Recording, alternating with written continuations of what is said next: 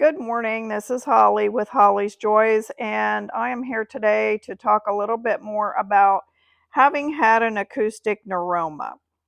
And I have my pictures now, so that'll be helpful. So, this was years ago that I could not hear, and I wanted to just go into some of the symptoms that ended up being connected to this having an acoustic neuroma. My first and most pronounced symptom was I couldn't hear out of my right ear. And this was back before cell phones were really popular and I was working a job. So when the phone would ring, pick up the phone and put it to my ear. I was unable to hear. And I mean, at first I was probably hanging up on people. I didn't even realize that I wasn't hearing. When you don't isolate your ear like that, you don't realize it's not picking up sound. So it took me a little bit to figure out that my hearing was, couldn't hear. And I went to the nurse practitioner. She looked in there and said that there was a little fluid buildup and kind of diagnosed it as an allergy condition. So what happened was I thought, okay, allergies, I can take some allergy tabs, we'll work through it, we'll just give it some time. These things happen, so, but you know how life gets in the way, and it was years were going on, and I am now having other symptoms that I did not know were signs of this acoustic neuroma.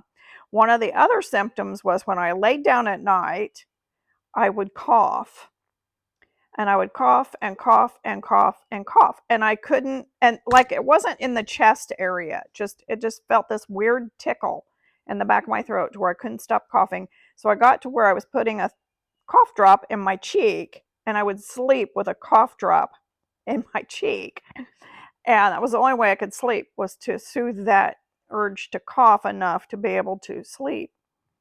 So I'm still not able to hear. And I think I've mentioned this before, that I was raised in dysfunction. So I was really trained out of believing myself with things. So I didn't believe that, I don't know, I knew I couldn't hear, but I didn't want to like go and convince the doctor I'm not lying. Like, I'm not a hypochondriac. I don't care about being sick. I want to know why I can't hear. That's truly what I want. So I decided, instead of going back to the doctor, and I'd gone a few times, and it was always the same thing. Oh, there's just a little fluid. It's just allergies. So I said to my husband, hey, listen, I'm going to just go ahead and go have a hearing test. How about that? And I don't know why they just didn't order a hearing test, but they didn't.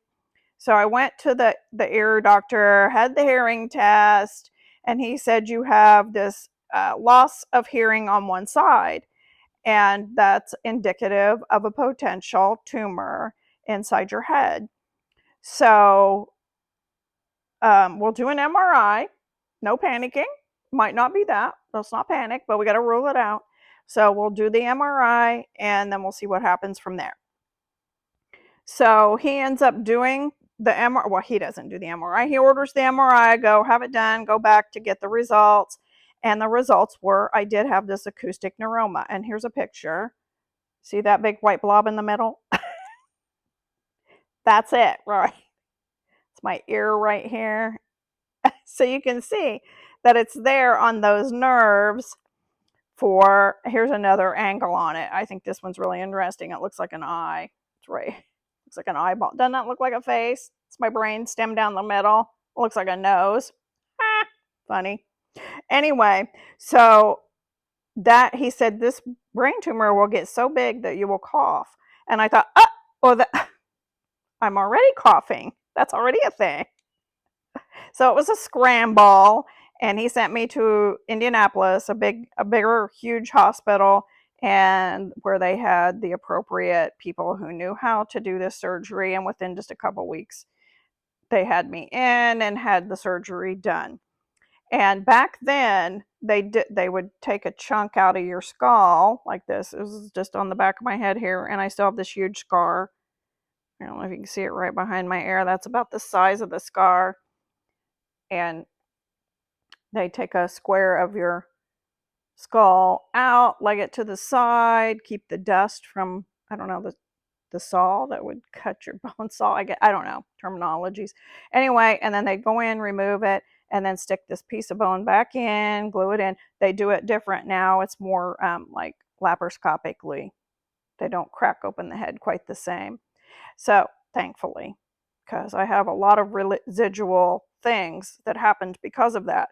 So, one of the things is I droop on the side, droopy drooperson, and my mouth droops a little bit here.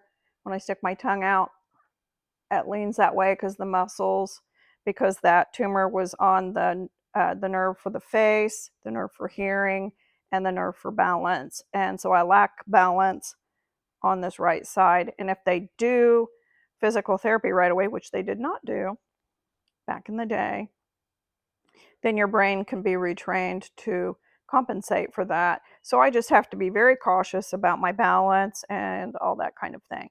Anyway, I just wanted to tell you that if you have these weird symptoms that seem to not be connected, like the coughing, very strange that that's indicative. If you have hearing loss in one ear, not the other, my ear doctor told me that usually when you have hearing loss, it'll be very similar in each ear. If it's just like regular hearing loss, age related, or some kind of other just normal deterioration of hearing, will be both kind of similar. But if it's pronouncedly different in one ear or the other, just have yourself checked out. And I don't know, there we are, here we are today. I lived, so that's something. And I just think the brain tumor pictures are really kind of pretty and interesting. I had put them into some kind of app and changed it. This one's a little bit, it looks smaller in this one, so it was a different cross section, but it's pretty, right? So, anyway, like, share, follow, do all the things, push all the buttons, and take care of yourself. We'll see you next time. Bye.